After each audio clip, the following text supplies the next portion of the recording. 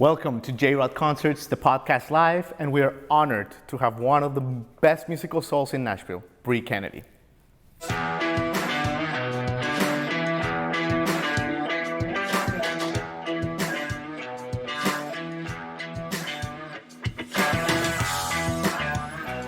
guys, welcome to J-Rod Concerts, the podcast, Bre Kennedy. What an honor. Well, thank you for having me. Look at you. Thank you for having me. I mean, this is like a highlight. So thrilled to have you on the show. So happy to be here. Absolutely. So, you were on our regular podcast earlier this year. It was a huge hit. And, people can check it out if they want to get your backstory. But this is like the sequel. This is like part 2, I feel like, Bre. This is the real deal. The real deal. But Bre, seriously, I've been in Nashville 8 months. And I've learned that reputation is, no pun intended, reputation is a very big deal here. It's like a small town, people know what your character is, the values, and in different circles, when you say the words Bre Kennedy, people just smile. Everyone just loves Bre Kennedy, not only your music, obviously, and your talent, but you as a person. Wow. So. That's really good to hear. Yeah. So I guess the question is, you live in they say everyone lives in an emotional home. Like if your emotional home is stress, you will always, your default will be stress. If your emotional home is fear, that's your default. It seems like your emotional home is joy and passion. Where did this come from, Bre? That is beautiful to hear, especially after last year. I feel like after last year I was living in a home of a little bit of the first two that you said. But, well, that's good to hear. Joy, I feel like, I simplified my life 6 years ago by moving to Nashville, and Nashville's made me really happy, and the people have made me who I am and really, really happy. So I think maybe there's just a genuine joy for where I'm at. Sure. Yeah. Sure. And joy too, with your own spirit, it seems. Yeah. I mean, after last year, I'm definitely sifting through what's next, and there's a little bit of unsettledness in my spirit of okay, what do I want now? Mm-hmm. But overall, yeah, I'm a really happy person. Yeah. Yeah. I'll give you an example. There's this one video online, and it's beautiful, of when you finished your album that comes out in the fall, and you go to an empty theater. Yes. And you play it out loud there in an empty theater with you and with a friend. Yeah. And then at the end, you sing Sheryl Crow on stage. It is actually a spine-tingling, beautiful video. Tell us a little bit about these little moments that are part of your everyday life. Yeah, I'm so happy you brought that up. The girl who actually runs that theater in Jacksonville is one of my best friends, and I wanted to go see her after not seeing her for a year, and I said I have to sequence my record. I have to turn it into mastering, in 2 days. Sure. She said, let's go open up the theater, let's bring a bottle of wine, and let's just listen down. And because I couldn't for the life of me bring myself to end that chapter. You have all these songs ready for an album, and I was like, I just couldn't do it. So having friends there to dance with and celebrate the music with without being so involved in the songs I felt like a kid. Amazing. And that's where I'm most happy is when I'm with my friends listening to music. So I think they captured that, and it was a relief to let go of all the songs that I had been carving and writing, and it was a total happy happy moment, genuinely. Yeah, after it really last was. year. And thank you for sharing it with the world. I think it's like a and then Sheryl Crow's my favorite. Of inspiration there for whoever wants it. Awesome. Yeah. So, okay, I want to ask you about a few live shows that you have coming up or that you've performed recently, because you're such a great live performer and your music is incredible. Thank you. But these shows have an extra meaning, the ones that we're going to talk about. So let's start with one that happened in early June here in Nashville at an iconic venue called the Basement East. And you performed not one, but 2 sold-out shows on a Friday night that really will go down in history. I was lucky to be part of the first one. Just talk to me about that magical night. It was magical. Well, thank you for being there. Mm-hmm. That was a marathon, just because my band and I hadn't played, obviously, in a while. We had just gotten off the road, first touring back for opening for Fits and the Tantrums. Right. So it was kind of get home, get ready for this show. It was 2 shows of old stuff and new stuff. So it was really nerve-wracking. And the last show I played in Nashville was at Exit In. And I had never played Basement East, like for my own headlining show. I'd only done like one of the tribute shows for like Bruce, or Sure. I did Janis Joplin there, but it was never my stuff. So Right. it was a dream to be able to play Basement East. I'd been playing Basement for years, Sure. and it was like a big moment for me to be like, okay, like we get to show up on this stage that literally is the strongest place in the world, literally came back Yeah. from the tornado. Yeah. It was just very special. I was very nervous, but the minute we got on stage, it was like, you know, people were still sitting down Right. for CDC rules, and it was like being in a living room. And then the first show happened, and we had to turn it over for the next show, but there were those brief moments where I was just like, okay, we're back. Was it hard playing that show? And the reason I asked, Bre, is because I remember reading, I think you too said that when they played Dublin, it was like they didn't enjoy it because it's their friends and their families and their uncle in the audience. I feel like this was like a lot of the people that love you, the community that knows you. Does that give it an extra pressure, or actually the opposite? You know, it was actually the opposite.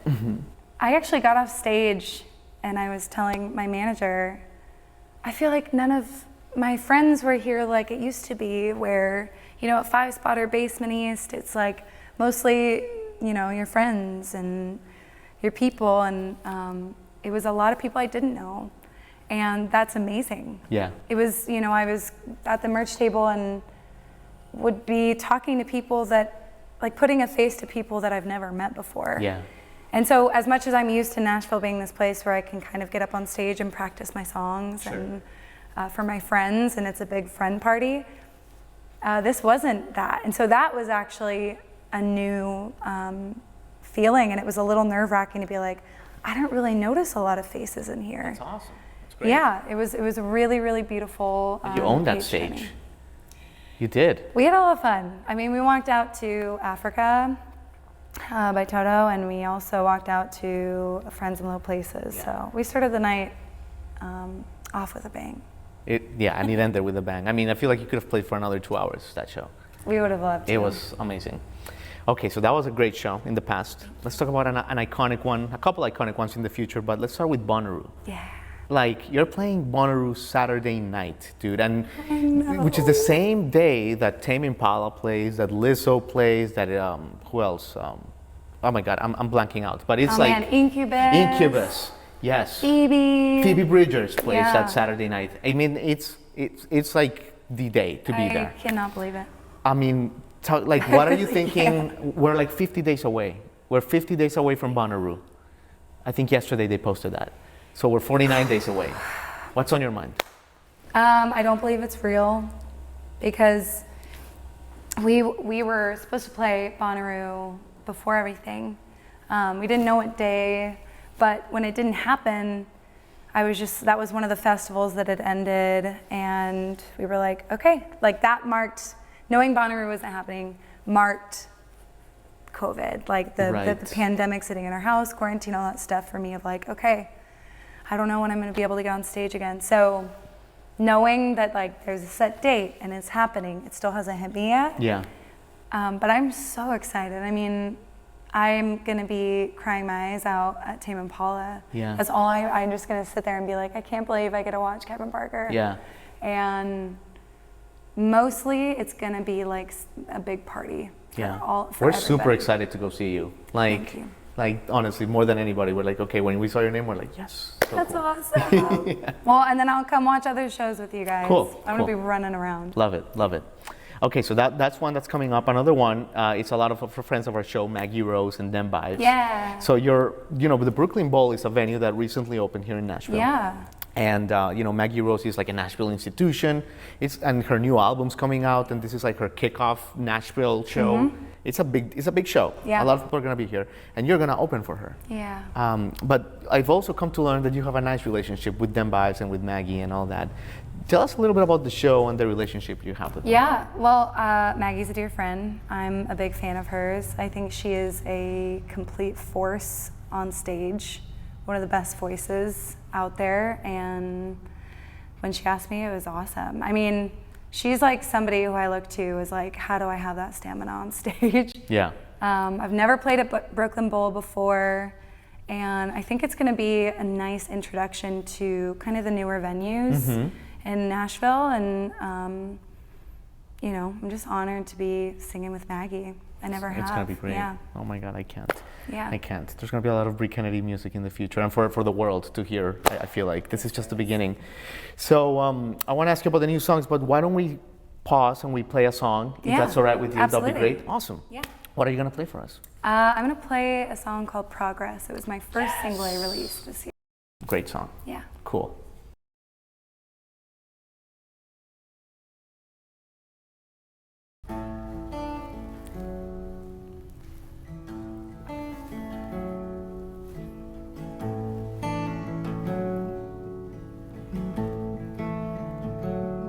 At the corner bargain, if you ask me how I've been, I'll say nothing.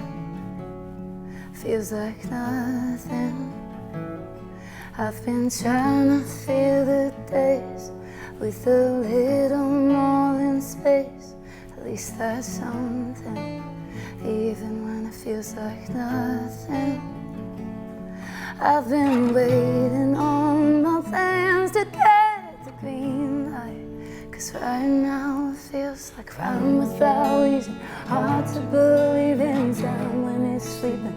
I find ways to stay high on the weekend, starting to think that it's just the season I'm in. Maybe I'm too close to the moment that I can't see where I'm going. And when I get distance from this, I'll say I was making progress.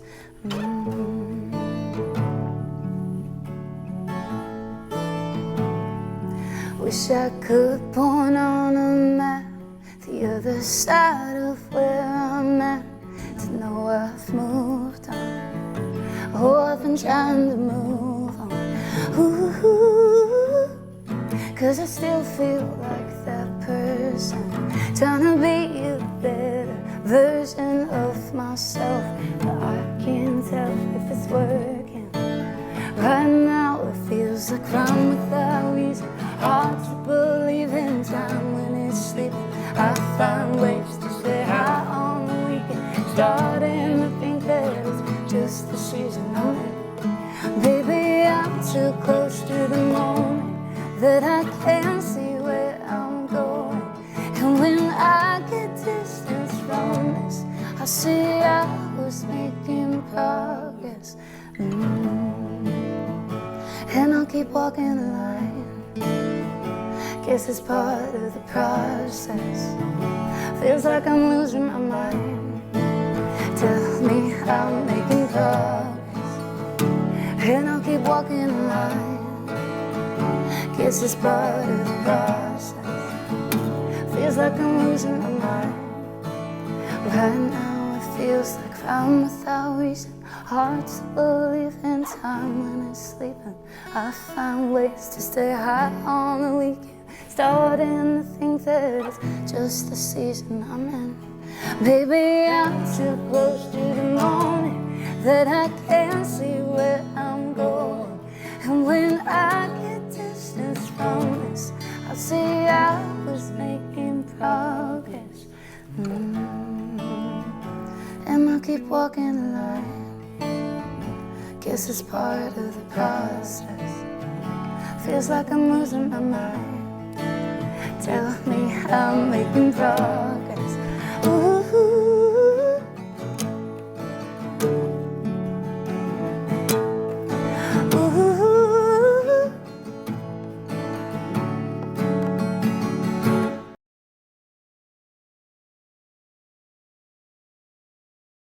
So Bre, you've released some really good songs this year.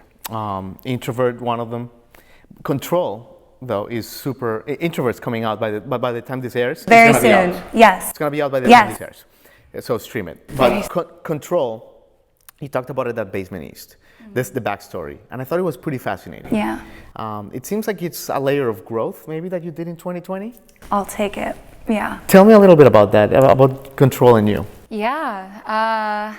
Well, I mean, right at the top of everything, I think I had a little bit of a total like freak out, like, okay, if the world's falling apart right now, or at least that's how it felt, like, what is my life like? And it started like just going micro into everything that I realized I really try to, you know, have a grip on when it comes to like how I want to make sure that my family is and how I want to make sure that my friends are and making sure I do all the right things with my career and just like everyday stuff that we're constantly banging our head against the wall. Yeah. And I just realized like as much as it's good in my effort, it's actually killing the joy that I naturally have for music and for my love of my friends and where I live and life in general. And so I was writing with Hadley Canary on Zoom. That was like our way of controlling, like we're still working during quarantine. And one night I had a bottle of wine and Had and I were talking about, I just said I really want to write this song about control. I don't know what it will be exactly, but I think we should just come out and say that it feels like a disease of like needing to try and control everything around us and just being really vulnerable about that. And in writing that song and in getting to play it live and in talking to people after shows, seeing that it's resonating because people are feeling the same way after everything. You know, we just have to let go. And my friends tell me all the time, you cannot control what you cannot control. Yeah. So just stop worrying. Yeah. You know? It's beautiful. Makes life easier. Yeah. It just seems like maybe certainty was like a strong driving value for you, and maybe you had to embrace uncertainty a little bit more. Amen. I still do. I'm still trying. I love it. Yeah. I love it. And another great thing about you, Bre, is your creative vision with your videos. I mean, your videos are awesome. I mean, we can go down the line. We can go with Where Did Summer Go? You playing in an empty swimming pool. That's like an iconic shot. Like, I can't with that shot. I was so sad. That is, yeah. I'm so happy you're having a good summer, yeah, by the way. Now we are, yeah. Yes, I'm like, yes, we're all happy for you in summer. Yeah. But I'm happy I have that time capsule. Yeah. Yes, beautiful. It's a beautiful video. But your videos are amazing. I can't take credit for it. I mean, Jason Lee Denton and Allie Shields are my best friends, some of my best friends in Nashville, and Jason is a total visionary. And so usually I'll send him a song and I'll say, you know, this is what I'm thinking for it, and he'll always go, let's go like 7 steps farther. And will you be willing to be tied up, or will you be willing to be in a freezing pool, or will you be willing to rent out the Two Rivers abandoned park and get in a skating bowl and like at 4 a.m. You know, he's just always like, this would be an amazing shot. So talking about no control, I truly have surrendered to like collaboration with my friends and fellow creatives. And how do you feel? Awesome. I mean, it's awesome to see yourself back. I mean, I'm like a total nerd in my head, and seeing how my friend sees me, how Jason sees and like takes in the art that I make and how he sees that, that's really special. Yeah. And I feel like I get to be the most me. I mean, he really essentially is filming me staring at the camera, telling these stories. Yeah. Introvert is quite a unique video too, right? Yeah. It's like you're underwater. Like, what can you tell us about it? Yeah, well, I think it'll be out by the time this airs. Again, Jason called me and I had told him, I actually have a video that I recorded of me and him and my manager talking about what the video would be like. And I said, I just feel like my head has been underwater. And being alone over quarantine made me go, oh, it's because my cup was empty for like years. Because I love making other people happy, and I love being out every night, and I've always thought of myself as a pretty extroverted person. No, I'm not. And maybe that's come with age, but I don't know. I'm definitely an introvert, and I've learned to set boundaries on like, hey, you've been out for 3 days straight, helping everybody else, helping your family and your friends. Yeah. You need to stay in, take a bath, and chill the hell out. And so the video was inspired by, we wanted it to be like taking a bath, but then it turned into like head being underwater. Yeah. And it references the second verse where I say, sometimes I'm in a submarine watching everything happen around me. It's amazing. Which is very telling also apparently of an Enneagram 4, which is what I am. Uh-huh. Yeah. I love it. Yeah. I love it. Okay, let's talk about the newest member of the Bre Kennedy clan/family, and I'm talking about Mushu, right? So Mushu, for my audience that doesn't know, is your adorable dog. He's the best. I mean, he's like the star of your social media. Yeah. 1 million likes per post for Yeah, Mushu. he's my favorite. Like I feel like I have to ask this because it's such an important part of your life now. Yeah. Tell us the story of Mushu. So when I went to visit said friend, when I did that video of me dancing in the theater, her mom had this little chihuahua named Elvis. And I hung out with this chihuahua all day, and I just went, I need a dog. Yeah. I grew up with dogs, I love them. And I specifically was like, but I'm gonna be traveling a lot. I usually love pit bulls, and I want a big dog in my life, but I travel a lot. So I thought I'd look for a smaller dog.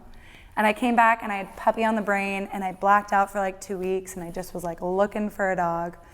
And I went a few different places, and then Emmylou Harris, her place, Crossroads in Germantown, they called me and they said, we have this dog, you should just come in and meet him. And Crossroads, for people that don't know, it's like an adoption. Like Emmylou Harris is really big into dogs and shelters and all animals. She and all that. is such an advocate for shelter dogs, and she is amazing. And Advocates. so this place basically goes to shelters and brings the dogs and gets them ready for the home. It's awesome.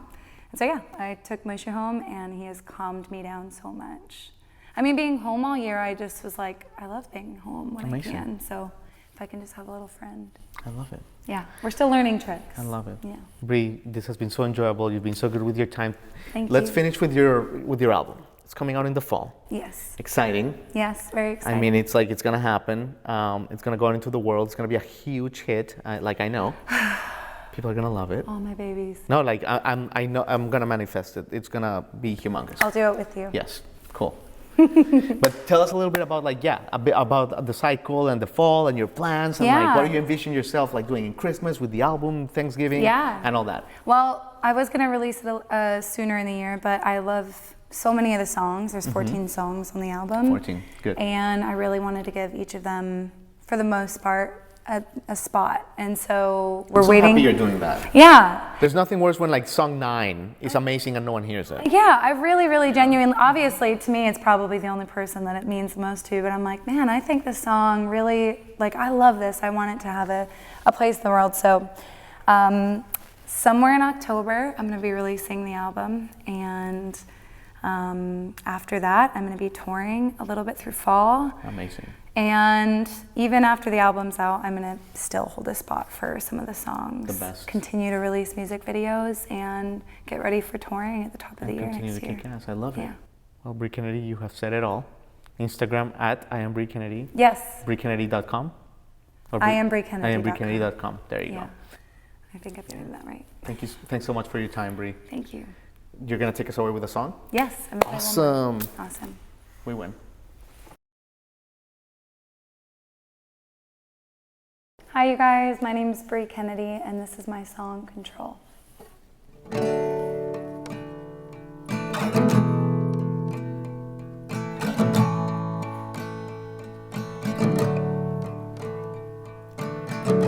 I wake up every day, I make my coffee the same way.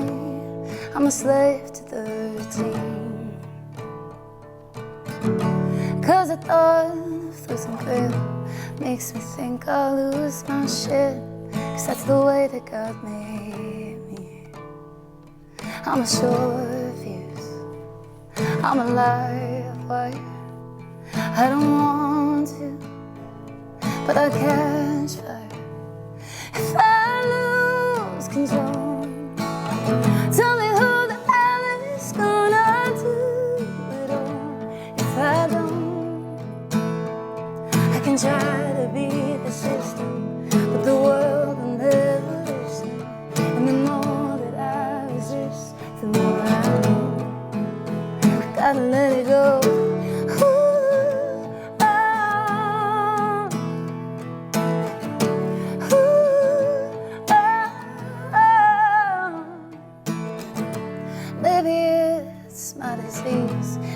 anticipation's killing me, and it keeps me up at night. I'm afraid of what I don't know, so I'm happy as I go. I'm just trying to get it right the first time I lose control. Tell me who the hell is gonna do it all if I don't. I can try to beat the system, but the world will never listen. And the more that I resist, the more I know I gotta let it go.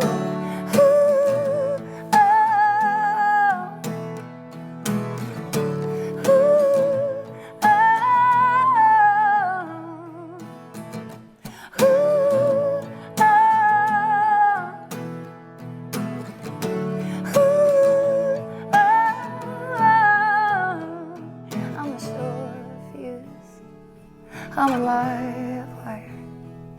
I don't want to, but I catch fire.